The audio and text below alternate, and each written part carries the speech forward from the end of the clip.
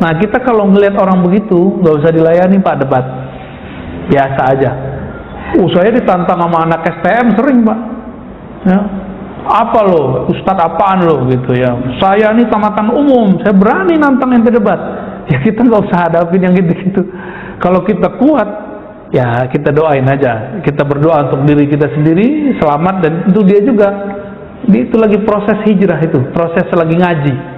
Kita kan dulu begitu juga, ya sama 11-12 sama dia. Banyak Pak yang begitu, ya. Mau langsung ketemu saya, mau lihat sosmed itu banyak yang gitu begitu. Ya, mau layani Pak nggak gitu-gitu. Kalau kita layani yang begitu, itu tanda kita kuat atau tanda kita lemah? Lemah, buang-buang waktu lagi kan.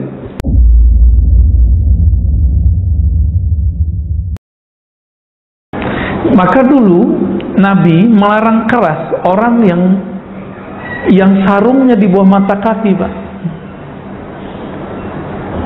Kenapa? Sarung loh, bukan celana loh ya. Hadisnya sarung, izar. Kenapa? Karena dulu di zaman Rasulullah yang sarungnya nyeret tanah itu cuma raja-raja sombong dari kalangan raja-raja Persia dan Romawi. Kain mereka banyak. Orang Arab melihat tradisi itu ketika mereka berdagang, dibawalah oleh Abu Jahal, Abu Lahab. Maka kalau mereka sholat, begitu juga munafik Abdullah bin Ubay di Madinah, kalau mereka sholat sarungnya itu ya nyeret lantai Pak, tanah. Ketika dia sholat, Abdullah bin Ubay itu bukan merasakan keagungan ruku, keagungan sujud, tapi dia menyaksikan, wah sarung saya bagus ya, samping saya sarungnya sarung miskin, orang-orang miskin ini di samping payah umat Muhammad ini, orang-orang miskin. Perasaan dia begitu. Maka Nabi nggak sebut nama. Kenapa? Karena munafik ini kan tersembunyi. Kita nggak boleh bilang munafik itu nggak boleh. Nah, walaupun 2018-19 itu orang sering ngomong begitu Pak. Cuma karena beda pilihan politik. Ini saya ulang-ulang terus Pak. Ya. Kenapa iman itu tidak memasukkan pilihan politik? Karena pilihan politik itu selalu berubah-ubah. Sedangkan iman itu cuma satu. Ya, iman di kolbu nggak boleh naik, nggak boleh nambah, nggak boleh turun. Tapi iman yang ada pada jasad kita itu bisa naik, bisa turun. Nah, maka jangan masuk-masukkan bab itu. Nah, Abdullah bin Ubay dan orang-orang munafik ini Nabi nggak sebutkan. Bahkan ketika mereka mati, Nabi masih sholatkan. Ya, Abdullah bin Ubay itu meninggal, Nabi sholatin Pak. Sampai kemudian turun ayat melarang sholat kepada Abdullah bin Ubay. Itu kalau sholat merhatiin sarungnya, sarung bagus juga nih gitu. Maka sekarang siapa yang merasa takjub dengan pakaiannya, mau jingkrang mau di bawah mata kaki, tapi dia takjub nih, itu namanya batran atau khuyala. Dia berkhayal lagi sholat bahwa dirinya lebih baik. Kalau dulu zaman-zaman Nabi, orang merasa dirinya baik karena pakaiannya, pakaian zahirnya. Maka Nabi larang. Allah itu nggak pandang sholat orang begini, karena dia sholatnya berkhayal dirinya baik, dirinya kaya. Kalau sombong karena pakaian itu haram. Bagaimana dengan sombong karena ilmu? Saya jingkrang nih, misalnya sarung saya nih, terus saya merasa, wah gua doang yang jingkrang nih, samping kayaknya neraka semua nih ya. Mau sarungnya di bawah mata kaki nih, celananya di bawah mata kaki nih. Sama Pak, sama itu. Berarti dia melewati kesombongan. Jadi dia nggak sombong secara pakaian, tapi dia sombong secara fikrahnya. Maka silakan mau jingkrang, sarung di atas mata kaki, tapi jangan berpikir kita ini lebih baik, lebih faham agama dari orang. Itu kan hadis ada asbabul wurudnya. Abu Bakar nggak sanggup, wahai Rasulullah, aku tidak sanggup karena harus megang terus. Apa kata Nabi?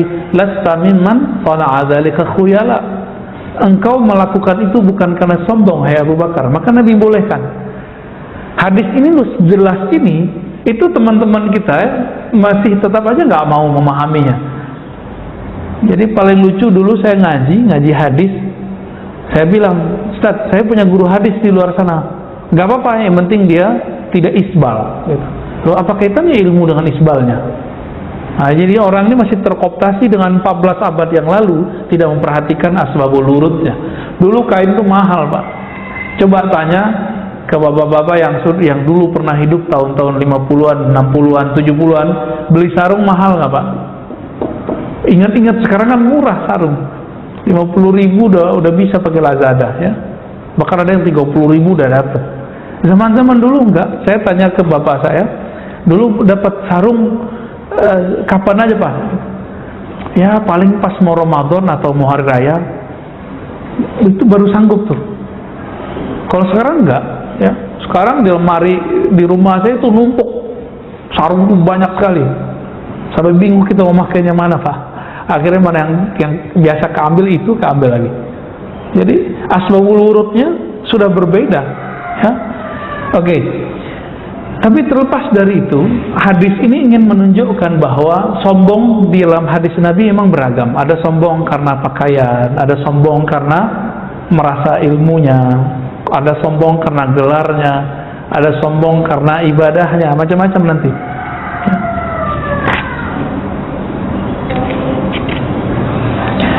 Dan apa yang bikin saya kaget di kitab ini, jadi beliau menyebutkan hakikatul kibri wa afatuh. Hakikat dari kesombongan itu dan aib yang terdapat di dalamnya. Kita mengira kalau kita ini sombong, kita ini kuat. Ini anggapan kita lah ya. Ternyata Imam Ghazali mengatakan apa? Sombong itu ada zahir, ada batin ya. Zahirnya kita sudah tahu. Nah, batinnya apa? Jadi ketika ada orang sombong, la yaqdiru ay yuhibba li akhil mu'min ma yuhibbu li nafsihi. Orang sombong itu walaupun zahirnya dia terlihat kuat, batinnya sebenarnya dia lemah. Kenapa? Dia tidak sanggup mencintai saudaranya sesama beriman sebagaimana dia mencintai sesuatu untuk dirinya. Jadi dia tidak sanggup mencintai orang. Itu lemah atau kuat? Nah, anggapan kita kan selama ini orang sombong itu orang kuat ya. Jadi beliau ini ternyata cara berpikirnya di luar yang kita pikirkan. Ternyata jauh lebih cerdas di zaman itu Imam Ghazali ini. Wajar ya. Wajar kalau orang-orang yang terkena fitnatud dajjal itu benci dengan beliau ya. Apa kata berikutnya? Orang-orang yang sombong itu layak diru ala tawadu. Orang-orang sombong itu nggak punya kekuatan untuk merendahkan hatinya, untuk tawadu. Maka sebenarnya orang sombong itu lemah. Orang yang bisa tawadu, rendah hati, itu cuma orang-orang yang kuat. Kalau dia nggak sanggup untuk merendahkan hatinya, berarti dia lemah aslinya. La'anna al-mutakabbir ya, karena orang-orang sombong itu ya la yaqdir ala tawadu wa huwa ra'su akhlaqil muttaqin. Padahal tawadu itu adalah kekuatan dari orang-orang yang bertakwa. Wa la yaqdiru ala tarkil hiqd. Saking lemahnya orang-orang yang sombong ini, dia tidak bisa menolak rasa iri yang muncul dalam dirinya. Ada perasaan iri datang, dia nggak sanggup tolak, Pak. Itu lemah apa kuat? Lemah ya, sangat-sangat lemah.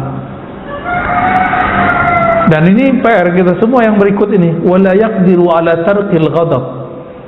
Orang yang sanggup menahan marah, emosi, itu orang kuat, Pak. Benar nggak? Orang yang sombong itu tidak sanggup untuk menahan dirinya tidak marah. Dia bisanya marah-marah mulu. Maka Nabi mengatakan orang kuat itu bukanlah orang yang bisa bergelut, bulat, menang, bukan. Tapi man yamlik, siapa yang sanggup menjaga, menahan dirinya indal ghadab, ya, ketika dia marah, ya.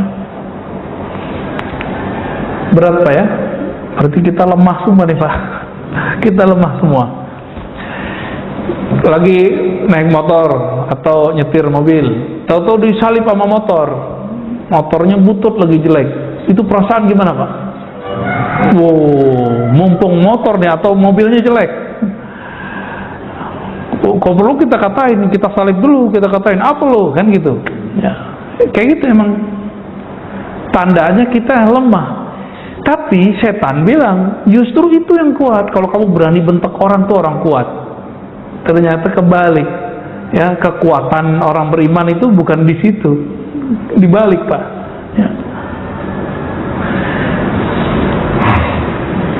ولا يقدر على النصح اللطيف ولا يقدر على قبول النصح ولا يسلم من الازدراء بالناس ومن اغتيابهم. Orang sombong itu nggak sanggup ya menahan dikata-katain orang.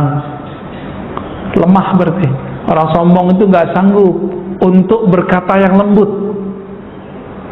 Bapak lagi marah nih tapi ngomongnya tetap lembut, bisa nggak? Oh, itu kuat itu, Pak. Kalau itu kuat yang sebenarnya kuat yang begitu.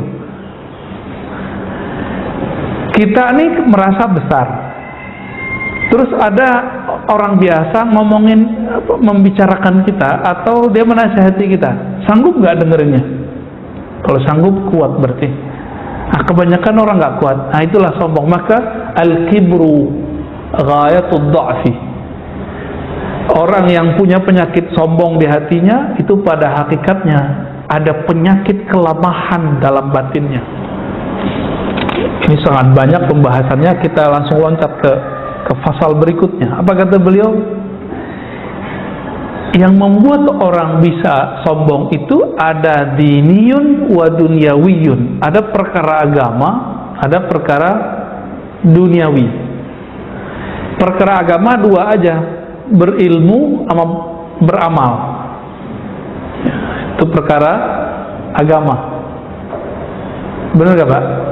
Nah, maka coba lihat nih, betapa hebatnya syaitan itu menjerumuskan orang berilmu lalu dia sombong.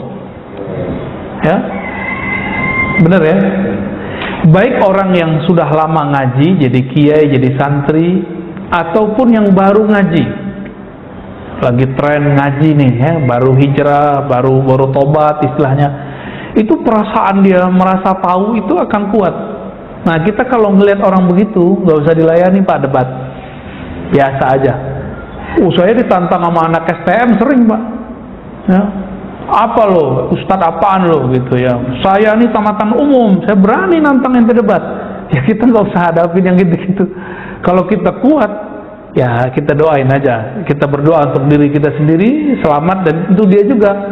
Itu lagi proses hijrah itu, proses lagi ngaji. Kita kan dulu begitu juga. Ya, sama 11-12 sama dia. Banyak Pak yang begitu. Ya, mau langsung ketemu saya, mau lihat sosmed itu banyak yang gitu begitu. Ya, mau layani Pak gitu-gitu. Kalau kita layani yang begitu, itu tanda kita kuat atau tanda kita lemah? Lemah, buang-buang waktu lagi kan. Ada yang amal. Jadi orang-orang yang beragama itu ilmunya. Nah, kalau kiai itu di situ, orang baru ngaji itu di situ, ya. Kemudian yang kedua amal. Maka mohon maaf nih, gelar-gelar Pak Haji itu bisa bikin sombong loh, Pak. Hati-hati, Pak. Ya, kalau bisa di skip aja tuh gelar, nggak usah lah pakai gelar-gelar gitu. Telepon saya Pak Haji Fulan, nggak usah, ya. Nanti sholatnya iri, Pak. Semuanya iri. Tapi karena orang merasa kalau haji itu modalnya gede, dia harus dipanggil dengan nama Pak Haji. Kalau orang manggil kita Pak Haji nggak apa-apa, kita jangan membahasakan diri kita Pak Haji gitu. Bisa ya? Insya Allah. Itu udah berhasil tuh Pak, Insya Allah, dalam masalah yang sedikit ini. Nah, kita ini bangun masjid nih, banyak donasi. Oh, itu besar, nanti setannya tuh datangnya lebih banyak. Setan tuh nunggu supaya kita nanti nyebut, saya nih yang bangun masjid bro, gitu. Dia akan ngomong gitu satu saat. Jangan sampai terjadi. Ah, ini jadi dalam bab agama dua, ilmu, amal. Dalam bab duniawi, perkara duniawi, orang bisa sombong. Ada berapa? Ada 5. Yang pertama nasab. Bibit kata orang Jawa ya. Bibit bobot bebet. Nah, ini bibit nih Bang. Nasabnya. nasabnya nih, hati-hati nih ya. Oh saya masih Raden, saya masih apa darah biru. Pas dicek darahnya merah juga Pak. Pas dibekam hitam ya, sama aja. Yang kedua, al-jamal, paras yang bagus. Kalau laki-laki ya gagah ganteng lah, kalau perempuan cantik. Bener ya? Kenapa public figure itu mau melakukan berbagai treatment untuk wajahnya, mau laki perempuan sama? Karena itu bagian dari brandingnya, bagian dari proyek pekerjaannya. Bener ya? Kenapa di sekarang ini di Korea Selatan itu rame operasi wajah, ya, operasi plastik. Hidung orang Korea kan nggak mancung-mancung, Mbak. Ya sama kayak kita, Loh sekarang mancung-mancung. Orang Korea itu wajahnya bulat-bulat, sekarang lonjong-lonjong, oval. Itu mereka kenapa bisa begitu? Ya karena wajah ini memang sesuatu. Nabi Yusuf itu dalam riwayatnya disebutkan, beliau itu pernah bercermin dan mengagumi wajahnya. Ini kalau dijual berapa nih gitu, Pak? Kalau saya ini jadi budak, nih kira-kira begitu terbesit di hatinya. Bener kan dia jadiin budak kan habis itu? Nah, tapi ya itu skenario Allah semua lah ya. Dan yang paling berat bukan beliau jadi budak, tapi beliau kemudian hamma biha. Ada tarikan ke lawan jenis. Itu semua kita sama, Pak. Mau itu ustadz, mau hafal Quran, bolak-balik sama aja dia hafal Quran. Mau dia zikirnya jutaan ribu kali, itu masalah tarikan lawan jenis itu nggak akan bisa selamat. Barsiswa masih ingat Barsiswa? Barsiswa itu kalau punya murid, duduknya bukan di lantai lagi, Pak. Saking banyak yang datang kepadanya. Duduk di mana? Kalau ada orang datang, udah kamu tarik nafas, langsung naik badannya. Begitu mereka. Saktinya, karomahnya. Tapi ternyata karomah itu belum tentu istiqomah. Karena karomah tertinggi adalah keistiqomahan. Maka kita berlindung minta ampun kepada Allah dengan masa lalu, masa mendatang, masa sekarang. Semoga Allah menjaga kita semua ya. Jika pernah terjebak, semoga Allah memaklumi, memaafkan. Amin ya rabbal alamin. Apalagi kenapa ada orang latihan fisik, latihan silat, latihan fitness, workout ya? Apa tuh? Kuwah, kekuatan. Nah, kekuatan ini dua macam juga, ada kekuatan fisik, ada kekuatan militer, ada kekuatan politik. Maka semakin luas kekuatannya, semakin besar peluang dia sombong. Pernah lihat berita ibu-ibu muda atau anak-anak kuliahan, anak-anak SMA bentak polisi, ditangkap polisi, dibentak. Apa kata dia? Tahu gak kamu, saya ini anak jenderal gitu. Tahu-tahu bukan anaknya jenderal, ponakan dari ponakan-ponakannya jenderal. Muncul viral juga tuh ya. Kok nongol juga, kita nonton juga. Ternyata Allah ingin kasih tahu sebenarnya. Nih, ternyata kekuatan bikin orang sombong. Nah, ini kekuatan, bisa juga politik. Maka coba lihat juga ada kita temui ya, anggota dewan bentak-bentak polisi ada ya, di tengah jalan, pas lagi di mana gitu ya, bentak orang, itu kelihatan kekuatan politik, kekuatan apapun ya. Wal mal, nah keberapa nih? Nasab, paras, kekuatan, mal apa arti mal? Harta. Nah itu Bapak ngerasain sendiri lah ya. Semakin tebal nih dompet, semakin ada perasaan kita bisa beli orang nih ya, bisa beli harga diri orang, ada bisa, waduh semuanya. Kita itu pengen lebih dihargai karena mobil kita beda sama orang yang sebelah gitu. Makanya orang-orang yang sombong itu nggak rela dia tetangganya mobilnya lebih bagus dari dia, nggak sanggup dia menahan rasa iri itu. Masa? Dan itu terjadi, Pak. Dan itu bukan hanya di sini, di pesantren aja bisa begitu.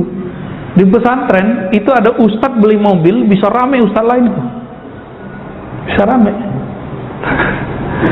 Ustadz loh Pak ya, apalagi yang bukan ustadz.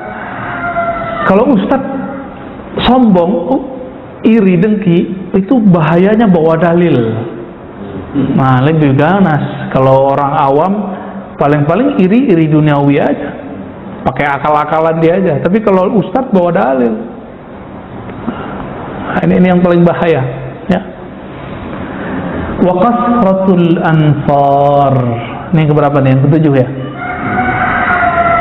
Banyaknya pengikut, adanya backing tadi masuk. Maka public figure, ustadz yang banyak santri jamaah, bapak yang punya pengawal, punya anak buah. Kalau di sini ada yang anggota dewan banyak yang nyoblos, itu akan membuat kesombongannya lebih mudah masuk. Itu bahayanya Pak. Jadi jangan dikira nih saya ini selamat Pak. Saya takjub aja ada orang ngaji, saya kena udah. Saya takjub nih, saya gini, kalau gue yang ngisi nih rame, nah itu pada kena tuh Pak. Itu habis saya itu, nggak dianggap saya ngajar agama itu. Secara zahir sih malaikat tulis pahala ngajar, tapi Allah kan mandang kolbu. Oleh Allah nggak dianggap masuk barisan kekasihnya, gitu. Ada berapa tadi? 2, agama, ilmu dan amal. 7, duniawi, apa tuh? 5 duniawi ya. Nasab. Ya, saya lupa tadi. Nasab ini masuk suku, hati-hati. Jadi kita nih banyak suku nggak nih? Jangan pernah berpikir suku kita lebih mulia dari suku orang. Kalau suku kita punya keistimewaan, pasti semua suku ada keistimewaan nggak? Suku Betawi, suku Sunda, suku Jawa, suku Bugis, suku Madura, suku Minang, semua suku itu ada kelebihan masing-masing. Nah, ini hati-hati, jangan pernah kita berpikir saya ini kan orang mana gitu, jangan. Nggak ada urusan itu, ya. Nah, terjebak di situ udah kena nasab. Maka saya nggak sepakat ya kalau orang Jawa, Sunda itu udah larang nikah. Gimana laki perempuan ya? Karena nganggapnya itu kakak sama adek gitu ya. Itu dulu, itulah dulu udah lewat, jangan begitu lagi. Sama kalau di kampung-kampung tertentu nggak boleh orang suku ini nggak boleh nikah sama suku di luar. Ya zaman-zaman dulu sih begitu ya. Zaman sekarang kan nggak bisa begitu lagi. Nah, di bagian setelah ini beliau kemudian menyebutkan obatnya, ya, bagaimana cara ngobatin yang 5 tadi, 5 dunia dan 2 agama. Tapi tadi saya sudah sebutkan sebagian besar sebenarnya. Ya, intinya sederhana. Orang yang punya anugerah ilmu dan amal, maka seharusnya dia membaca surat Fatir, ya. Surat Fatir, surat 35 ayat 28. Innama yakhshallaha min ibadihil ulama. Sesungguhnya yang takut kepada Allah itu hanyalah orang-orang berilmu. Maka ilmu mana yang dianggap ilmu mendekatkan diri kepada Allah, ini yang disebut orangnya intelek. Jadi dalam bahasa Al-Quran, orang alim itu bukan yang banyak gelarnya, bukan doktor, LCMA, SAG, doktorandes, teman-teman dulu doktorandes ya, doktoranda, enggak. Orang yang kalau nambah ilmu, dia tambah mengenal Allah, tambah takut kepada Allah, maka mereka lah yang disebut dengan ulama. Maka bapak ini walaupun tidak kuliah di kuliah UIN, IAIN, nggak nyantri, itu bisa jadi ulama batinnya. Bisa nggak jadi ulama? Bisa. Saya bisa nggak dicopot dari barisan ulama? Bisa, kalau saya merasa diri saya paling pinter. Saya merasa berilmu sedikit aja Pak, ini bahaya. Saya udah di ujung tanduk udah. Maka setiap kali selesai ngajar dan sebelum ngajar, saya itu minta ampun dan minta perlindungan dulu kepada Allah. Ya Allah, jangan sampai saya ngajar lalu ada perasaan merasa sesuatu. Makanya saya sebelum doa, sebelum ngajar, diam dulu nggak? Ya, itu sebenarnya untuk mengkondisikan hati supaya tidak ada perasaan-perasaan itu. Sering muncul soalnya. Kalau saya ngaji agama, ya alhamdulillah kita belajar ilmu spiritual, itu sering terbersit. Saya yakin Bapak juga lebih parah juga tuh. Ya beda, mungkin beda sebabnya. Kalau saya sebabnya di ilmu, kalau Bapak mungkin sebabnya di kalau punya harta, pekerjaan, jabatan, nasab. Ya. Tapi yang sama kita semua nanti di bab amal. Nah, orang merasa dirinya beramal. Kita itu baru boleh berbangga dengan amal kalau yakin amalnya diterima. Siapa yang yakin amalnya diterima? Nggak ada. Karena nggak ada berarti nggak bisa dibanggain, Pak.